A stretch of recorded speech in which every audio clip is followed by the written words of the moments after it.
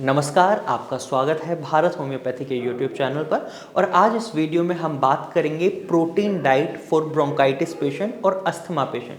अगर आप किसी भी तरीके की रेस्पिरेटरी प्रॉब्लम को फेस कर रहे हैं तो ऐसे में आपको अपनी डाइट में किस तरीके के प्रोटीन को रखना है। ये कमेंट सेक्शन में हमें एक सवाल देखने को मिला था कि सर हमें बताइए protein rich diet for bronchitis. तो हमने सोचा कि ये डाइट से रिलेटेड वीडियो, बहुत लोगों के मन में सवाल रहता है प्रोटीन से रिलेटेड, तो इस पर वीडियो बना देते हैं। तो सबसे पहले आपको ये समझना होगा ब्रोंकाइटिस क्या है। ब्रोंकाइटिस में जो आपके एयरवेज हैं उनमें सूजन आ जाती है, म्यूकस का फॉर्मेशन बन जाता है, जिसकी वजह से जो एक्सचेंज ऑफ गैसेस का काम है आपके लंग्स अच्छे से नहीं कर पाते और आपको सांस लेने में तकलीफ, सीने में जकड़न और बहुत ज़्यादा दिक्कतों का सामना करना पड़ता है। तो इसको ठीक करने के लिए आपको प्रोटीन रिच डाइट की ज़रूरत भी होती है। क्यों? क्योंकि आपके जो लंग्स हैं या एयरवेज हैं वो मसल्स ही हैं और मसल्स को प्रोड्यूस करने में, उनको हेल्दी बनाए रखने में प्रोटीन बहुत रिक्वायर्ड होता है। और ऐसे में अगर आप प्रोटीन सही मात्रा में इनटेक कर रहे हैं तो ये आपके लिए बेनिफिशियल हो सकता है। जैसे सपोज अगर आपका 60 किलो वेट है तो आप 60 ग्राम प्रोटीन खा सकते हैं, यानी 1/10 ऑफ योर बॉडी वेट आप उतना प्रोटीन खाएं, ये आपकी बॉडी की रिक्वायरमेंट होती है।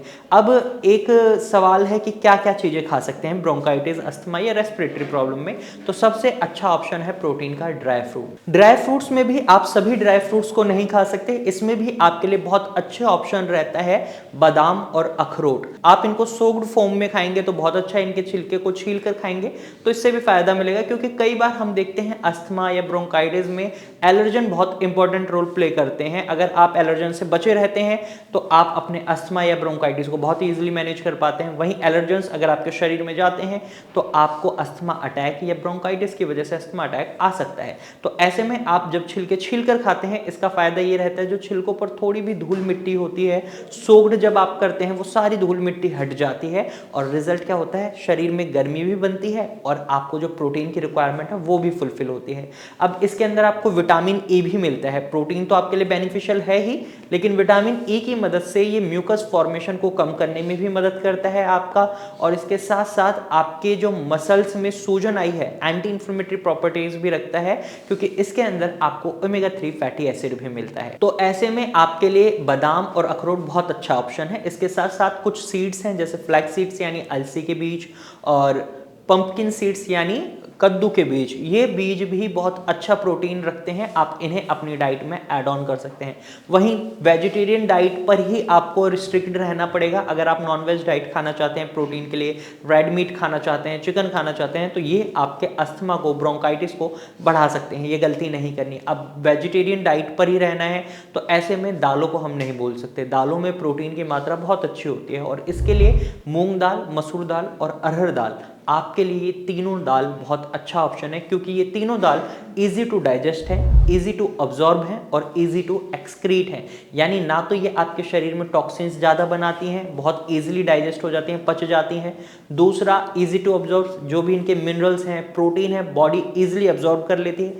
तीसरा, इजी टू एक्सक्रीट, यानी जो टॉक्सिन्स वगैरह इसके शरीर में बनते हैं, थोड़ा बहुत जो भी बन रहे हैं, वो इजी टू एक्सक्रीट है, बहुत आराम से आपके स्टूल के फॉर्म में शरीर से बाहर निकल जाते हैं। तो इससे आपके शरीर को वैसे भी नुकसान नहीं पहुंचता, क्योंकि आपका इम्यून सिस्टम भी अगर हाइपर एक्टिव हो जाता है या इम्यून सिस्टम में कोई दिक्कत आ जाती है इन कारणों की वजह से, तो आपका ब्रोंकाइटिस और बिगड़ सकता है या अस्थमा और बिगड़ सकता है। वहीं आप हरी मटर खा सकते हैं। हरी मटर में भी बहुत अच्छी मात्रा में प्रोटीन मिलता है, आप उसे भी सीमित मात्रा में खा सकते हैं। इसके साथ साथ दूध को लेकर बहुत ज़्यादा कन्फ्यूजन रहती है कि दूध में तो बहुत अच्छा प्रोटीन रहता है, क्या हम दूध पी सकते हैं? जी हाँ, आप दूध पी सकते हैं, लेकिन आपको काउ मिल्क ही पीना है।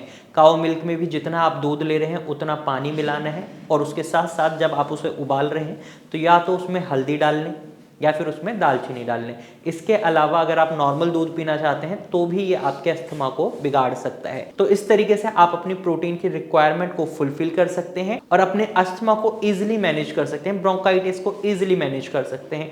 अब कई लोगों के मन में आया होगा क्या वो पनीर खा सकते हैं? तो paneer patient to patient vary करता है। कुछ पेशेंट को पनीर अलाउड कर दिया जाता है, कुछ पेशेंट को पनीर अलाउड नहीं करा जाता। जैसे पेशेंट की कंडीशन होती है उसको देखते हुए पनीर के रिगार्डिंग बात करी जाती है या उनकी डाइट में शामिल करा जाता है। तो जनरली हमें ये देखने को मिलता है जो ब्रोंकाइटिस या अस्थमा के पेशेंट होते हैं उन्हें डेयरी प्रोडक्ट्स खाने के लिए मना करा जाता है, लेकिन दूध में अगर आप हल्दी या दालचीनी का सेवन कर लेते हैं, मिला लेते हैं अच्छे से, तो आप उनकी तासीर को थोड़ा बदल सकते हैं और उसकी जो प्रॉपर्टीज हैं उसका फायदा उठा सकते हैं। तो आज की वीडियो में मैंने आपको बताई है प्रोटीन डाइट फॉर अस्थमा और ब्रोंकाइटिस पेशेंट। अगर आपको ये जानकारी पसंद आई है तो वीडियो को लाइक करिएगा, शेयर करिएगा, और अगर आपके मन में कोई सवाल है तो कमेंट के थ्रू आप अपना सवाल हमसे पूछें। और अगर आप अस्थमा या किसी भी तरीके के रेस्पिरेटरी प्रॉब्लम को फेस कर रहे हैं, जैसे कि ब्रोंकाइटिस है, सीओपीडी है, तो आप भारत होम्योपैथी की डॉक्टर की टीम से कंसल्ट कर सकते हैं। आप स्क्रीन पर दिए गए नंबर पर कॉल कर सकते हैं और भारत होम्योपैथी की डॉक्टर की टीम से एडवाइस ले सकते हैं। आज की वीडियो में सिर्फ इतना ही, फिर मिलेंगे एक नई वीडियो के साथ, तब तक के लिए धन्यवाद।